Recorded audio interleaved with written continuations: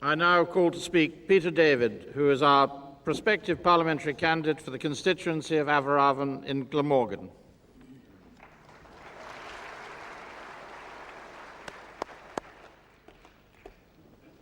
Good afternoon, ladies and gentlemen. I've been a trade unionist in Port Talbot Steelworks for over 20 years. I have witnessed many worrying issues: short-time working, redundancies. But there is an issue that worries me even more, and that is the destruction of our Parliament's sovereignty and the transfer of all the power to Brussels. This must not be decided by the politicians. We must have the consent of the people, the British people.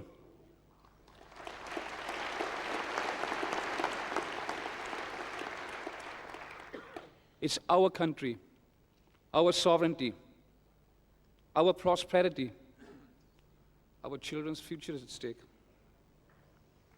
Do we want to give up control over our foreign policies and our armed services? We, the people, demand a referendum on the European Union. We want a fair debate and an open vote on one of the most important issues that this country will have witnessed this century.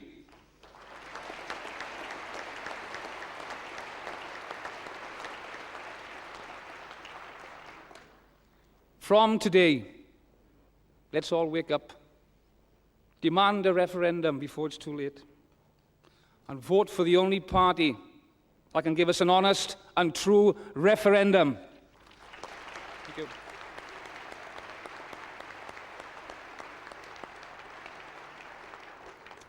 I am delighted to welcome our next speaker, Jens Peter Bonde, who was born in Denmark. He is a respected journalist and author who has consistently analyzed the effects of the European Union. He is a member of the June movement, which represents the left wing of the anti-Maastricht movement in Denmark. The June movement was responsible for obtaining the no vote at the time of the first Danish referendum in Maastricht in June 1992. Elected to the European Parliament in 1979, he is now co-chairman with Sir James Goldsmith of the Europe of Nations group in the European Parliament. Ladies and gentlemen, let us welcome Jens Peter Bonde.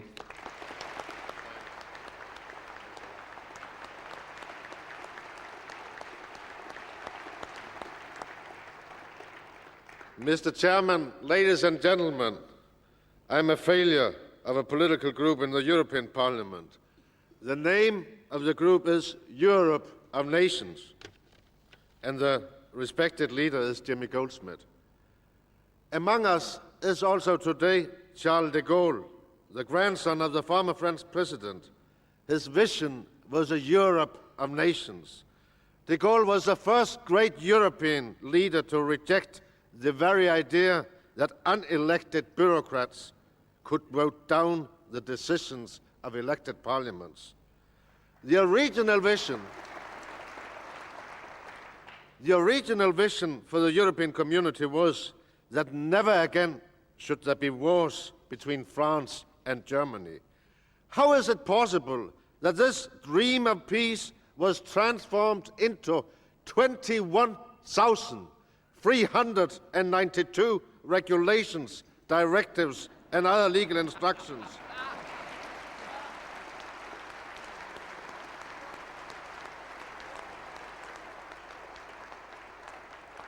Issued by European institutions and which now affect the lives of almost every European. The desire for peace was to be brought about by an association of European nations. How is it possible that that vision was transformed into a European superstate which has now taken over all the traditional rights and functions of the nation-state? Progressively, the nations of Europe have lost the right to legislate, the right to run their own economy, and now we are talking about the loss of control over foreign policy and defense. They even speak about a Euro FBI. The European Union consists of nations with 14 written constitutions and one that is unwritten, the British Constitution, which forbid any parliament to bind its successor. The very heart of democracy is the ability of people to elect a new parliament which has the right to enact new laws. That is what we vote for in elections. Soon you in Britain can decide to elect Mr. Blair and to put him in Mr. Major's office in 10 Downing Street.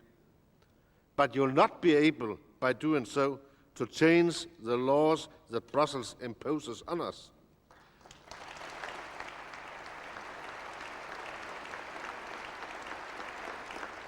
This you should not applaud. Soon you will be able to elect new politicians, but you will not have the right to choose new policies. Neither Mr. Blair nor Mr. Major are entitled to propose a new European law. Even Jimmy Goldsmith can't propose such a new law. In the European Union, neither vote in Labour nor vote in Major will bring a change. Under the rules of Brussels, there is no place for the voters nor for the elected. To have a say, you have to be unelected.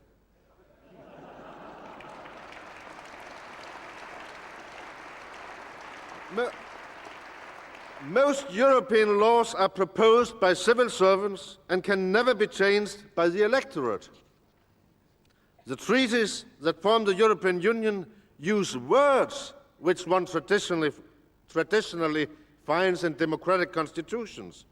But the European Parliament is not a parliament. At best, it's a forum for discussion, a council. The Council of Ministers is not a council, but a parliament, a truncated form of parliament. The Commission is not a commission, it's a government. The European Court of Justice is not only a court of justice. It does not only interpret the law, it also makes the law which allows Brussels to rule.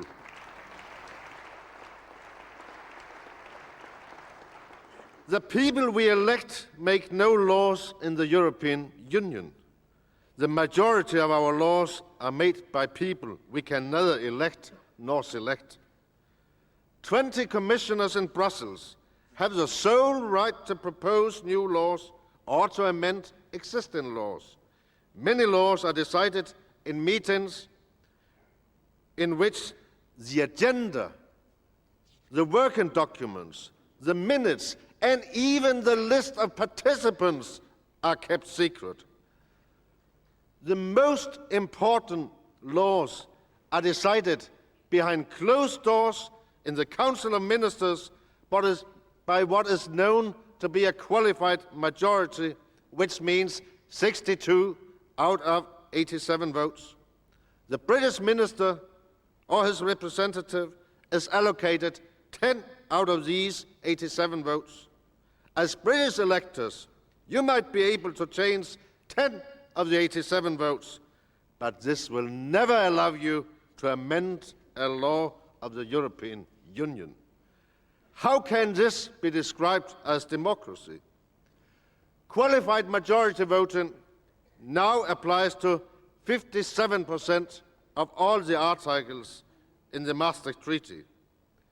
The new treaty currently being negotiated, which is often called Maastricht II, is intended to extend qualified majority voting to vital new areas such as foreign policy, home affairs, and justice. If, as seems likewise, Mr. Blair and Mr. Major accept more majority voting, the result will be less democracy for Britain after the next general election.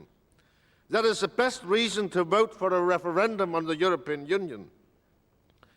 In Denmark, we have recently obtained an important court ruling. The Maastricht Treaty is now before the court in Denmark. The Danish Supreme Court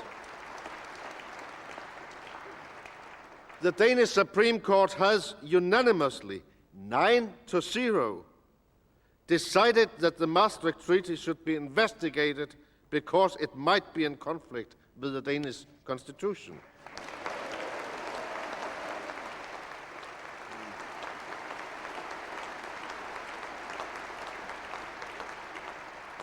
The Danish Constitution allows for only a well-defined and precisely described transfer of sovereignty to the European Union. It's difficult to imagine how a treaty can be precisely described when the number of legal acts has increased from 1947, when you and I joined, to 21,392 today. Maybe there are more now.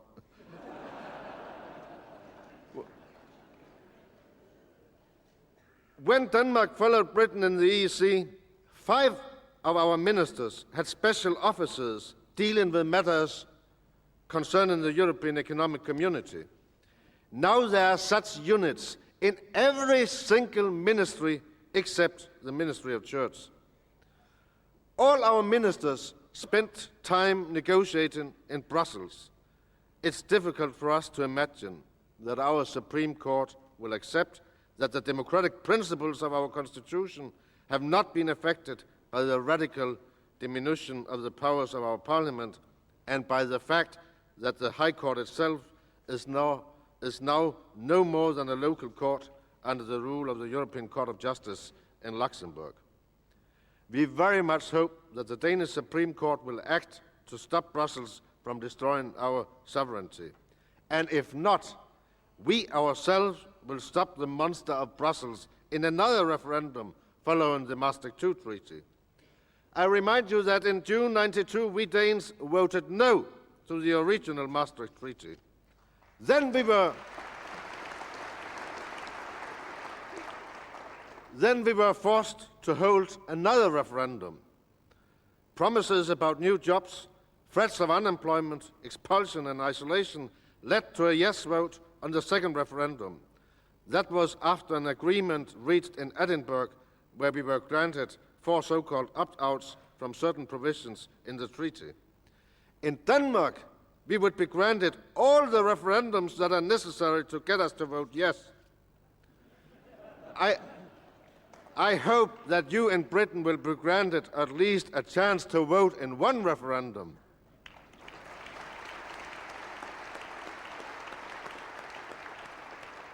The question is very simple.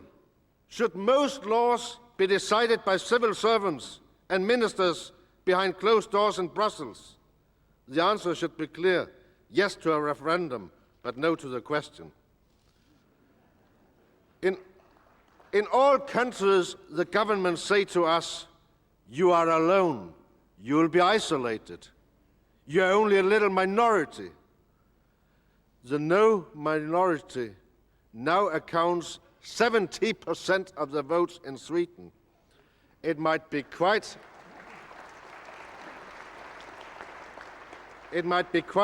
inspiring to be part of such a comfortable minority.